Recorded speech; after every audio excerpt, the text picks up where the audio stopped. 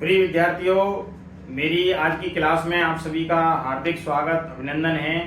साथियों, मैं आप लोगों को बताना चाहूँगा कि आज की जो क्लास है उसमें हम विलुप्त संख्याओं को छांटना, संख्या पद्धति से संबंधित घनमूल, वर्गमूल, घनफल, वर्गफल, प्लस माइनस जो संक्रियाएं हमारी जोड़ घटाव गुणा भाग, उनके बारे में हम लोग अच्छे से प्रश्नों को समझेंगे। तो आज की हमारी जो फ्री ऑनलाइन क्लास है रीजनिंग की, उसमें आप सभी का हार्दिक स्वागत है, वंदन है। आप क्लासेज लेने के लिए मेरे चैनल को लाइक करें, सब्सक्राइब करें और ज़्यादा से ज़्यादा साथियों में इसको फैला दें, क्योंकि आप जितने साथियों में फैलाएंगे शिक्षा की रोशनी उतनी ही ज़्यादा हम लोगों को चमकाएगी। तो आइए क्लास लेते हैं और आगे बढ़ते हैं। देखिए आज की क्लास में, आज की क्लास का वो ये है, जैसे क्वेश्चन है 9, 11, क्वेश्चन मार्क, 31, 51 और 82।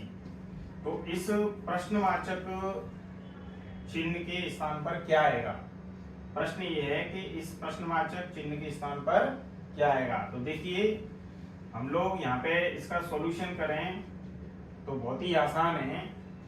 82 में से जब मैं 51 घटाता हूं तो यहाँ पे निकल के आता है 31।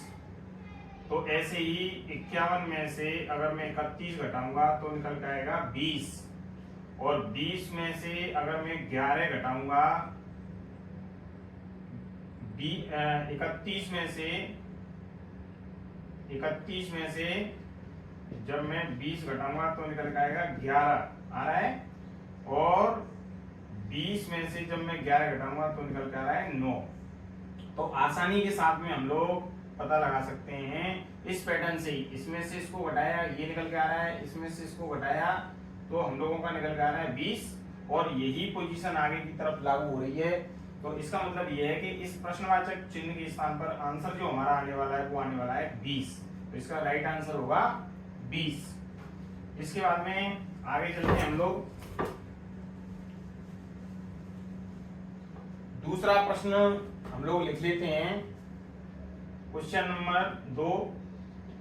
क्वेश्चन नंबर 2 है 1, 3, 7, 15,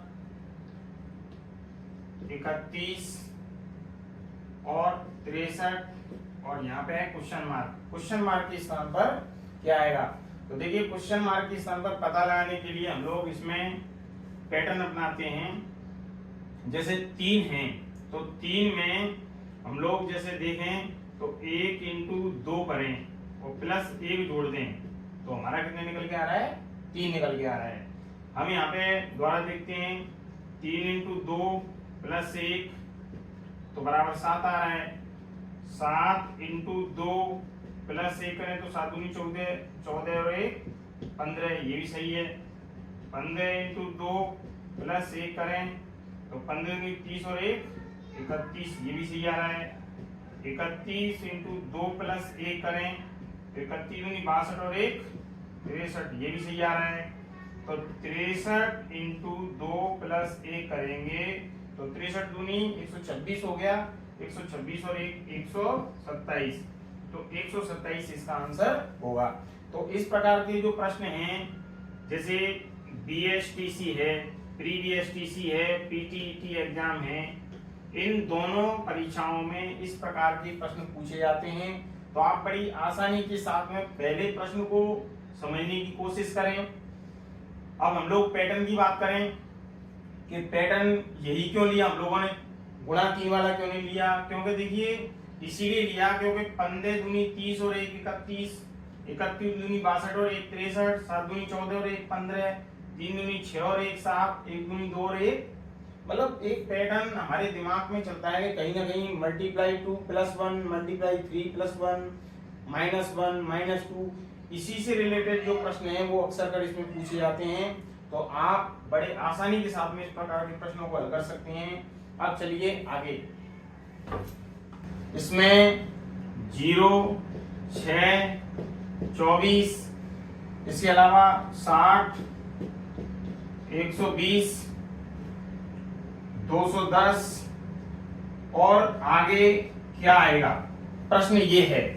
तो हम लोग ऐसे प्रश्नों को किस तरीके से करें? यहाँ पे जीरो है, तो जीरो कब आ सकता है? अगर मैं एक का वर्ग करूं, एक घटा दूं तो भी जीरो आ जाएगा, एक का क्यूब करूं, एक घटा दूं तो भी जीरो आ जाएगा। तो आगे ये पैटर्न लागू हो रहा है क्या? देखिए, दो का वर्ग करूं और दो घटा दूं तो दो आ रहा है, क्योंकि ये 6 है। तो दो का क्यूब करूं और दो घटाऊं तो दो दूनी 4 दूनी 8 में से 2 गए तो 6। तो ये व्यवस्था राइट आ रही है। तो इस कारण से हम ये पैटर्न अपनाएंगे कि एक का क्यूब में से एक घटाएं। देखिए बड़ा आसान है, इसको करेंगे हम लोग। एक का क्यूब करेंगे, एक घटाएंगे तो जीरो निकल के आ रहा है। अगला दो का क्यूब करेंगे, दो घटाएंगे, दो का क्यूब 8 होता है, 8 में से 2 गए तो कितने बचे? 6। अगला है तीन का क्यूब करेंगे, तीन घटाएंगे तो तीन का क्यूब 27 होता है, 27 में से 3 गए तो 24। अगला है चार का क्यूब में से 4 घटाएंगे, 4 का क्यूब 64 होता है, 64 में से 4 गए तो 60 बचे। अगला है 5 का क्यूब में से 5 घटाएंगे तो 5 का क्यूब होता है 125, 125 में से 5 यदि हम घटाएंगे तो निकल के आएगा 120। और अगला है 6 का क्यूब में से 6 घटाएंगे, 6 का क्यूब होता है 216, 216 में से 6 गए तो बचे 210, ये भी आ रहा है। तो अगला है 7 का क्यूब माइनस 7, जिसका क्यूब करेंगे उसमें से उसी को घटाते हैं। तो 7 का क्यूब होता है 343, 343 में से 7 चले गए, 7 का क्यूब 343 और 7 हमने घटा दिए तो बचे 336। तो 336 यहाँ पे जो है हमारा आंसर हो गया। तो बड़ी आसानी के साथ में हम इस प्रकार के प्रश्नों को हल कर सकते हैं। इसके बाद में चलिए आगे। क्वेश्चन नंबर 4 जो है, क्वेश्चन नंबर 4, 4, 10, 28, 82, 244। तो यहाँ पे क्या आएगा, ये एक प्रश्न है। तो यहाँ पे देखिए 4, इसका जो सॉल्यूशन है वो हम लोग करते हैं। तो 4 में 3 का गुणा करेंगे और 2 घटा देंगे तो क्या निकल के आ रहा है? 10 निकल के आ रहा है।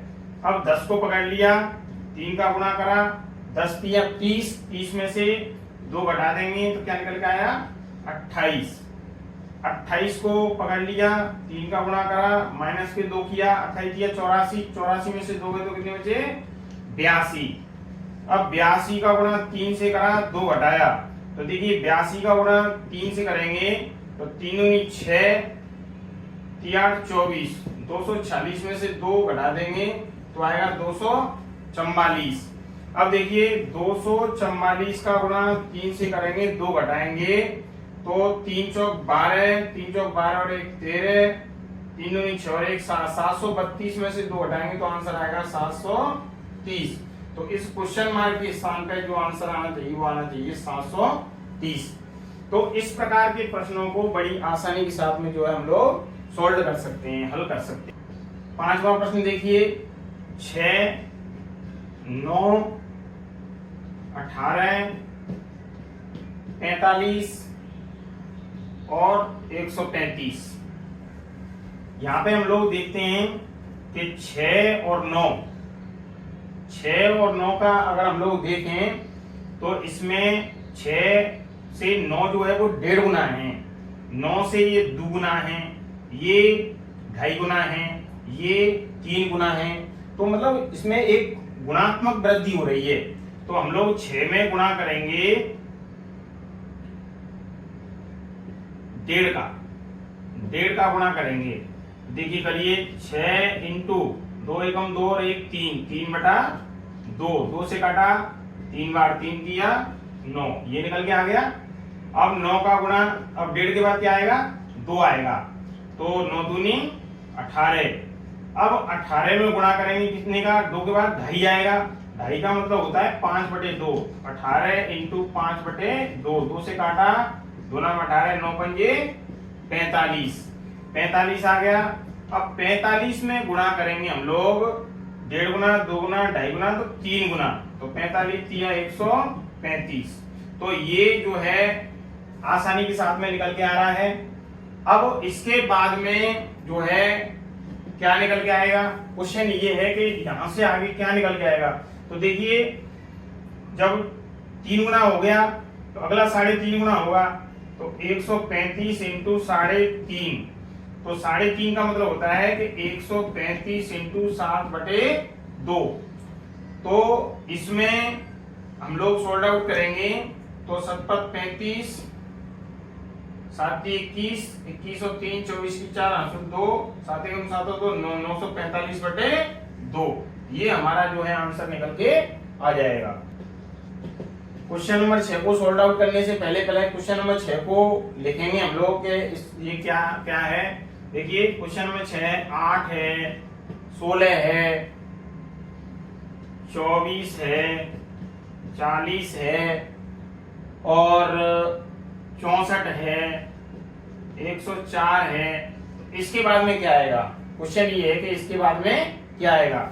तो देखिए यहां हम लोग एक चीज देखें कि अगर मैं इन दोनों को जोड़ दूं तो ये निकल के आ रहा है, अगर मैं इन दोनों को जोड़ दूं तो ये निकल के आ रहा है, अगर मैं इन दोनों को जोड़ दूं तो ये निकल के आ रहा है। मतलब यहाँ पे एक पैटर्न बन रहा है। 8 में अगर 16 जोड़ूं तो 24 हो रहा है आराम से, इसको हटा दिया।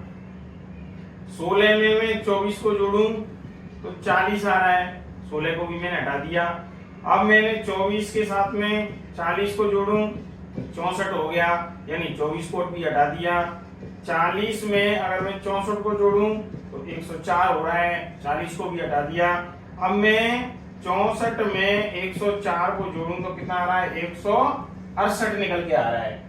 तो बड़ी आसानी के साथ में हम शुरुआती पैटर्न को अगर ध्यान में रखते हुए अगर करें कि हर जो जोड़ है वो आगे वाला है। अगर मैं 104 में से 64 घटा दूं तो 40 आ रहा है, 40 में से अगर मैं 24 घटा दूं तो 16 आ रहा है, 24 में से 16 घटा दूं तो 8 आ रहा है। मतलब एक पैटर्न है, उधर से भी चाहे इधर से भी। तो निश्चित रूप से हम जब संख्याओं को ध्यान से देखते हैं तो हमारे दिमाग में कोई ना कोई संक्रिया, घनमूल, वर्गमूल, घनफल, वर्ग इत्यादि के बारे में जो है विचार उत्पन्न होते हैं और हम प्रश्न को बड़ी आसानी के साथ हल कर पाते हैं। क्वेश्चन नंबर 7 है, 5 है, 5 के बाद में हमारा 10 है, 10 के बाद 50 है, 50 के बाद 500 है। तो 500 के बाद क्या आएगा? प्रश्न ये है। तो देखिए यहाँ पे भी हम लोग देख रहे हैं तो एक गुणात्मक वृद्धि हो रही है।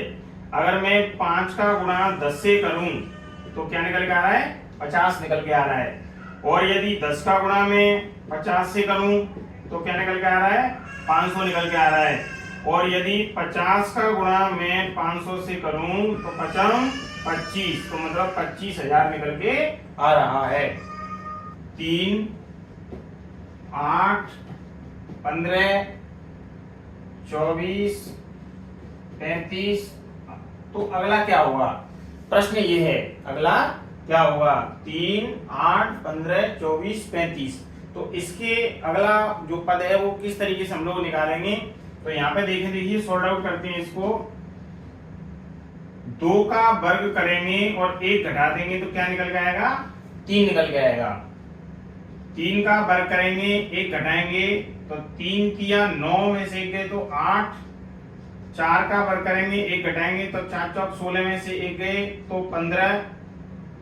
5 का वर्ग करेंगे, 1 घटाएंगे, 5 का वर्ग 25 में से 1 गए तो कितने बचे? 24। 6 का वर्ग करेंगे, घटाएंगे, 36 में से 1 गए तो बचेंगे 35। और 7 का वर्ग करेंगे, घटाएंगे, 49 में से 1 गए तो कितने बचे? 48।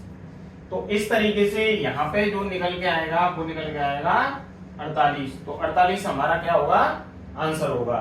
तो इस तरीके से हम लोग कोई भी प्रश्न है, हम पहले ये देखें कि गुणात्मक वृद्धि हो रही है। 3 का 3 है तो ये 3 से पहले 1 है या 2 है, उसका वर्ग हो सकता है। तो देखा हम लोगों ने 2 का वर्ग में से 1 घटाया।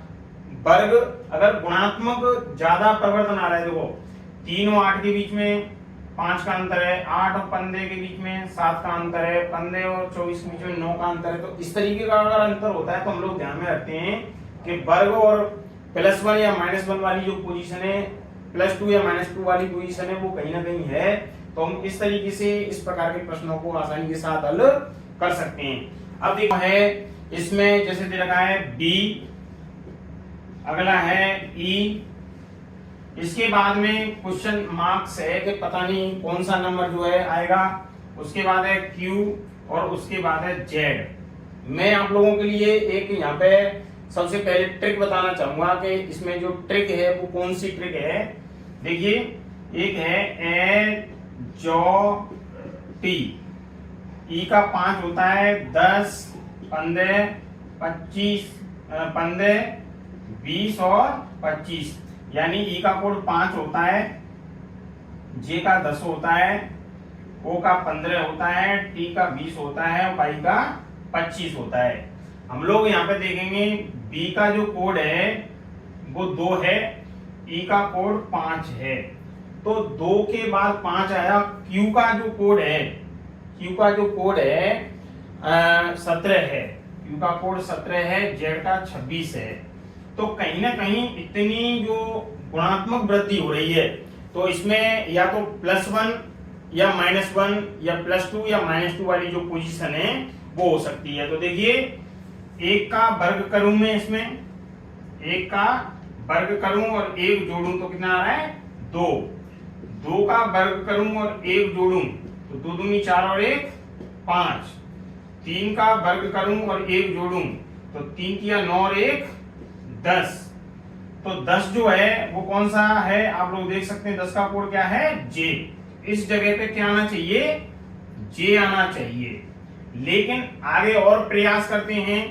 3 के बाद में क्या आएगा, 4 का वर्ग प्लस 1, 4 का वर्ग 16, 16 में 1 करेंगे तो 17, 17 तो बिल्कुल ये आ रहा है। अगला करेंगे 5 का वर्ग प्लस 1 करेंगे तो कितना आ रहा है 26 आ रहा है।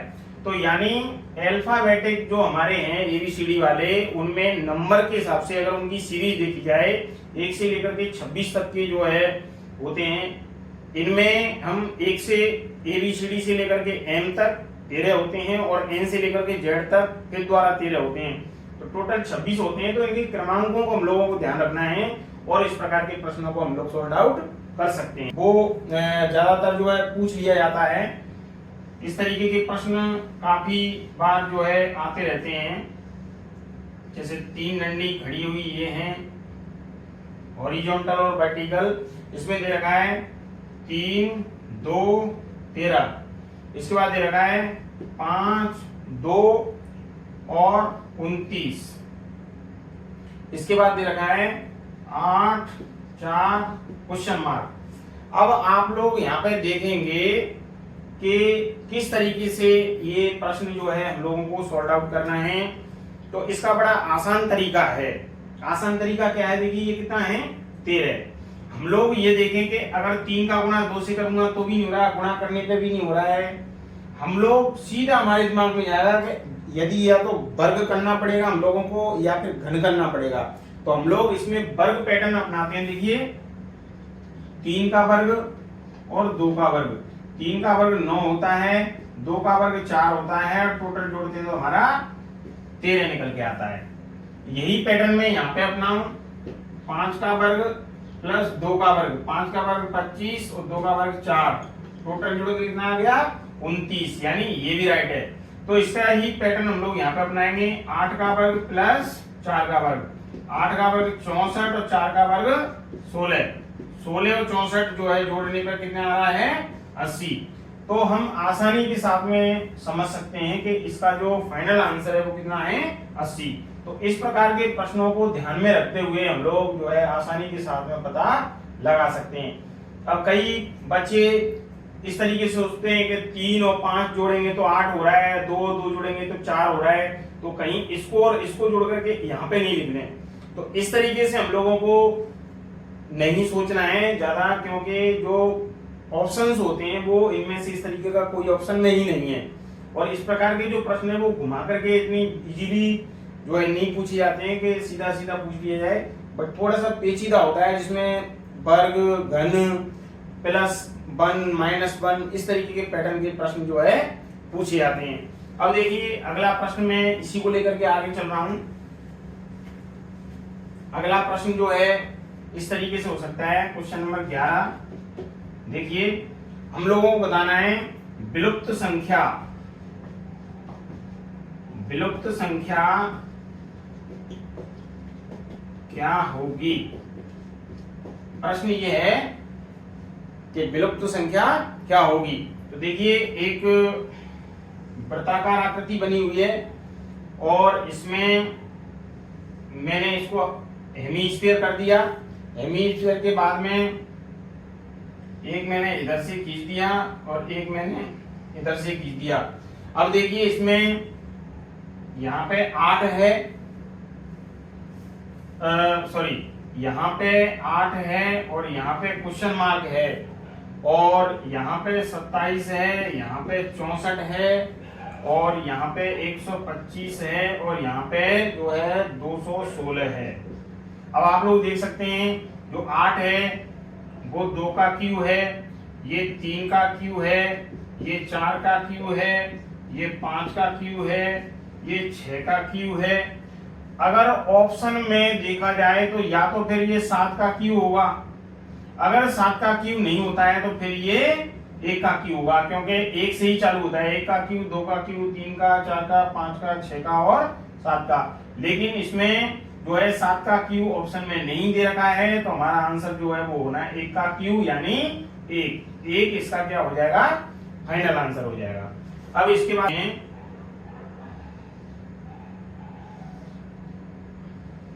ये बना रखा है और इस तरीके से ये बना रखा है।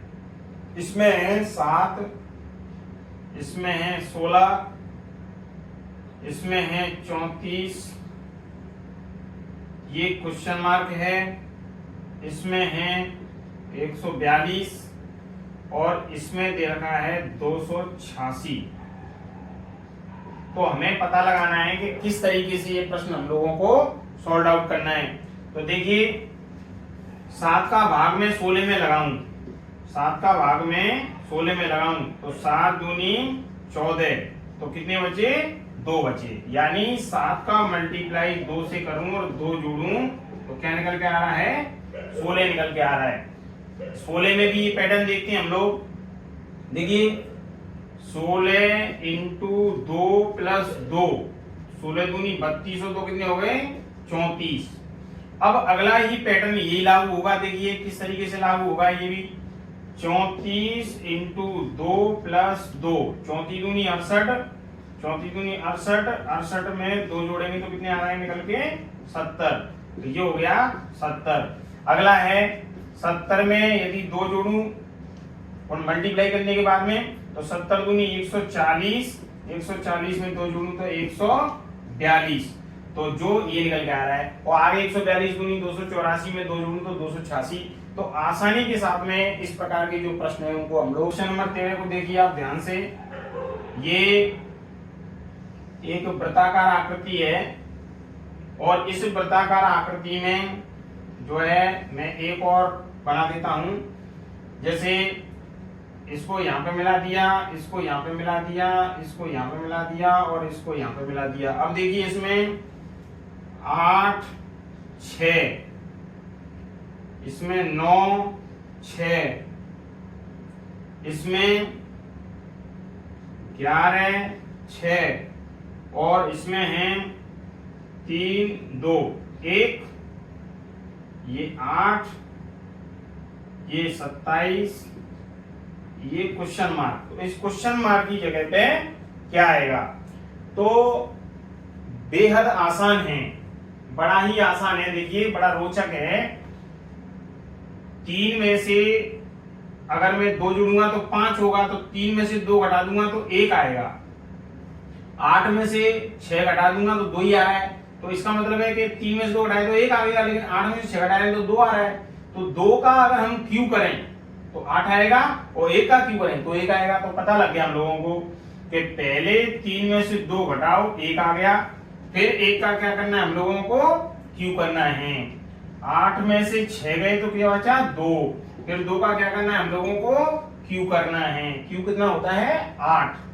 अब हम लोग आगे बढ़ेंगे तो 9 में से 6 घटाएंगे, 9 में से 6 गए तो कितने बचे, 3, और 3 का क्यू करेंगे तो कितना निकल के आ रहा है, 27 जो है। और अगला है 11 में से 6 गए तो कितने बचे, 5, और 5 का क्यू कितना होता है, 125। 5 का क्यूब कितना होता है 125। तो इस क्वेश्चन मार्क की जगह पे जो आंसर निकल के आएगा वो क्या निकल के आएगा 125। तो इस प्रकार के प्रश्न भी हम लोगों के लिए पूछ लिए जाते हैं। एक बार पुनः देखें, तीन और दो में से 3 में से 2 गए तो 1 बचा, बहुत अच्छा है, बहुत इजीली हो गया। 8 में से 6 गए तो 2 बचा। अब चक्कर पड़ गया कि यहाँ पे 8 आना चाहिए लेकिन 2 आ रहा है, तो यहाँ पे हमने 1 का क्यू करा तो 1 आ रहा है, 2 का क्यू करा तो 8 आ रहा है। अब इस पैटर्न को देखते हैं, क्यू वाला पैटर्न अगले में लागू हो रहा है कि नहीं। 9 में से 6 गए तो 3 का क्यू 27, 11 में से 6 गए तो 5 का क्यू 125। तो ये पैटर्न जो है आगे भी लागू हो रहा है। तो निश्चित रूप से ये प्रश्न जो है हम लोग करने में। क्वेश्चन नंबर 14 देखिए, जैसे ये दे रखा है हम लोगों के लिए इस तरीके के,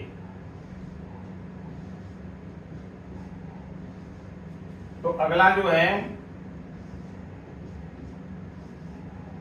जैसे इसमें दे रखा है 12 8 80, 16 7 207, और अगला है 25 और 21 क्वेश्चन मार्क। इस 25 और 21 यहाँ पे क्वेश्चन मार्क है तो क्या आएगा, पहले हम इसको देखें। देखिए इसमें गुणा करने पे 12 8 96, क्या घटाएं 16 घटाएं, ऐसा कुछ नहीं है। 16 7 112 ही हो रहा है, क्या घटाएं क्या जोड़ें तो नहीं हो पा रहा है। तो हम लोग ऐसा करते हैं, डिफरेंट करते हैं। जैसे 12 का वर्ग होता है 144, 12 का वर्ग करें और माइनस 8 का वर्ग करें। 12 का वर्ग होता है 144, 8 का वर्ग होता है 64, घटाएं 4 में 4 गए तो 0 और 14 में 6 गए तो 8, 80 निकल के आ रहा है। अब इसके लिए भी ये करें, 16 का वर्ग करें माइनस 7 का वर्ग करें। 16 का वर्ग 256, 7 का वर्ग 49, घटाएंगे 207 निकल के आ रहा है। ऐसे ही इसमें 25 का वर्ग करें, 21 का वर्ग करें। 25 का वर्ग 625 होता है, 21 का वर्ग 441 होता है, घटाएंगे तो 5 में से 1 गए तो 4, 12 में से 4 गए तो 8 और 5 में से 4 गए तो 184। तो इसका जो आंसर निकल के आ रहा है वो क्या निकल के आ रहा है 184 निकल के आ रहा है। तो इस प्रकार के प्रश्नों में हमें ध्यान ये रखना है कि या तो वर्ग वाली संक्रिया लग रही होगी या घन वाली लग रही होगी, साथ में हो सकता है घटाव वाली भी हो। तो हम लोगों को ध्यान में रखते हुए प्रश्नों को हल करना चाहिए। और नेक्स्ट प्रश्न है क्वेश्चन नंबर 15, उसको भी आप लोग ध्यान से देखें। क्वेश्चन नंबर 15 को हम लोग देखेंगे। क्वेश्चन नंबर 15 इस तरीके की पैटर्न का भी हो सकता है। देखिए जैसे 3 जो वृत्ताकार आकृतियां हैं अलग अलग तरीके से वो दे रखी हैं इस तरीके से।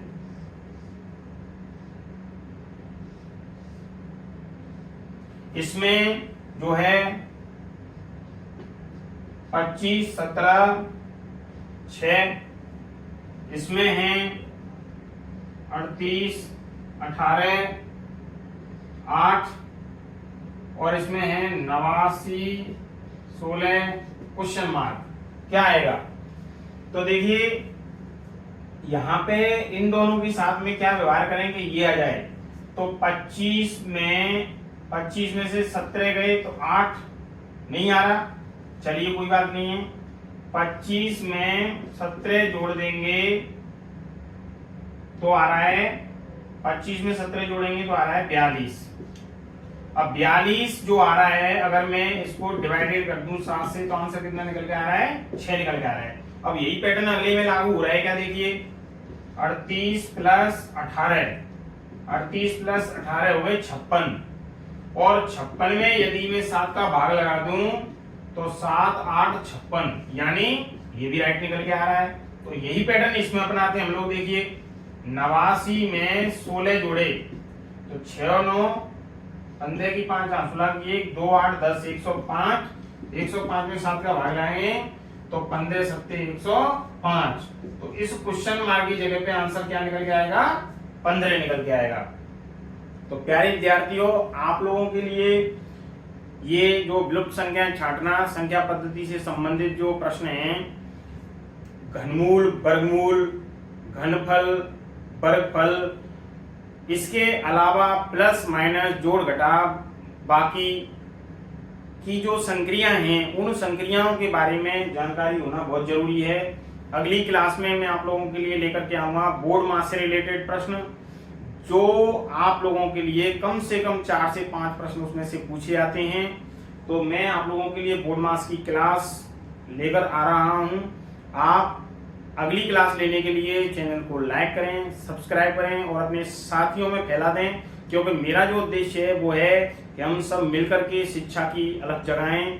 क्योंकि कहा जाता है विद्या के भंडार की बड़ी अपूर्व बात, ज्यों खर्चे त्यों तो बढ़े, बिन खर्चे घट जात। संस्कृत में भी कहा गया है अपूर्व कोपी कोशोयम विद्यते तब भारती, व्ययते कृते वर्धते व नित्यम, विद्या सर्वधन प्रधानम। तो प्यारे विद्यार्थियों, हम सब मिलकर के शिक्षा की अलख जगाएंगे अपने साथियों में। ज्यादा से ज्यादा हमारी जो क्लास है उसका लाभ बच्चों को मिले, जरूरतमंद विद्यार्थियों को मिले जो दूर दराज के क्षेत्रों में कोचिंग के अभाव में कहीं ना कहीं अपनी पढ़ाई को जो है अच्छे से एंजॉय नहीं कर पाते हैं, अच्छे से वो पढ़ाई नहीं कर पाते हैं। तो उन विद्यार्थियों को मेरा संदेश है कि मेरी क्लास को ज़्यादा से ज़्यादा उन बच्चों तक पहुंचाने के लिए चैनल को लाइक करें, सब्सक्राइब करें और बेल आइकन दबाएं। बहुत बहुत धन्यवाद।